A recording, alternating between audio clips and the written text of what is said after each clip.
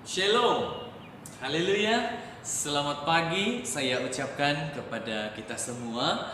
Bersyukur di mana pagi yang indah ini sekali lagi kita dapat merenungkan kebenaran firman Tuhan di dalam kehidupan kita. Yang ada di rumah, yang ada di gereja, yang ada di mana-mana saat ini, Tuhan terus berkati kita semua di dalam kehidupan kita. Saudaraku yang dikasihi Tuhan, sebelum kita mendengar kebenaran firman Tuhan, mari kita berdoa. Bapa, pagi ini sekali lagi kami datang di hadirat-Mu, merendahkan diri, merendahkan hati, agar kami layak berbicara di hadapan Tuhan. Kami mau mendengar firman-Mu, kiranya firman itu terus mengubah hidup kami menjadi yang baru di hadapan Tuhan.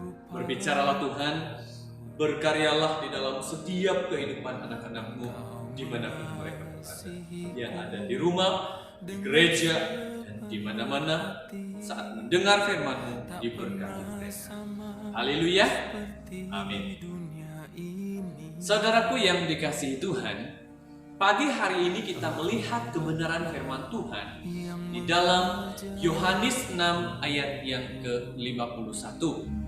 Akulah roti hidup yang telah turun dari sorga. Jikalau seorang makan dari roti ini, ia akan hidup selama-lamanya. Dan roti yang kuberikan itu ialah dagingku yang akan kuberikan untuk hidup dunia. Nah, saudaraku yang dikasihi Tuhan, di dalam ayat firman Tuhan ini, saya senang sekali mengajak kita melihat satu tema firman Tuhan yang cukup sederhana, yaitu akulah roti hidup. Nah, kita melihat di dalam perjalanan bangsa Israel ya pada waktu itu keluar di tanah Kanaan. Akhirnya bangsa Israel pun beroleh kekuatan dan dapat meneruskan perjalanan karena ada mana, yaitu roti sorga yang Tuhan turunkan di dalam kehidupan mereka pada waktu perjalanan mereka keluar dari tanah Mesir. Begitu pula dalam kehidupan kita, mari kita belajar untuk bersandar sepenuhnya kepada Tuhan, ya, dimana Tuhan tahu persis masalah kita, keperluan kita. Oleh karena itu, Yesus berkata di dalam Matius 6 ayat yang ke-25, jangan khawatir akan hidupmu, akan apa yang hendak kamu makan atau minum, dan janganlah khawatir pula akan tubuhmu, akan apa yang hendak kamu pakai.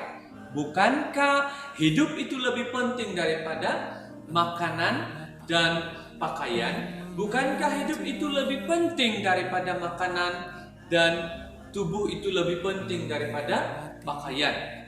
Bukankah hidup itu lebih penting daripada makanan dan tubuh itu lebih penting daripada pakaian? Tuhan menghendaki agar kita tidak khawatir tentang makanan dan minuman, di mana Yesus pun menegaskan di dalam ayat firman Tuhan Yohanes 6 ayat yang ke-32, 33 sampai kepada ayat yang ke-35. Aku berkata kepadamu, sesungguhnya bukan Musa yang memberikan kamu roti dari sorga, melainkan Bapakku yang di sorga yang memberikan makanan itu kepada kamu. Ketika Yesus menyatakan bahwa dirinya adalah roti hidup, dimaksudkan juga untuk menegaskan bahwa ia adalah jawaban dari setiap keperluan dan persoalan manusia. Contoh di sini kita dapat melihat Yesus memberi makan 5.000 orang yang mengikuti dia di tepi Tiberias. Mereka kelaparan, tetapi Yesus memberi mereka makan 5 roti dan 2 ikan, dan sisanya 12 paku.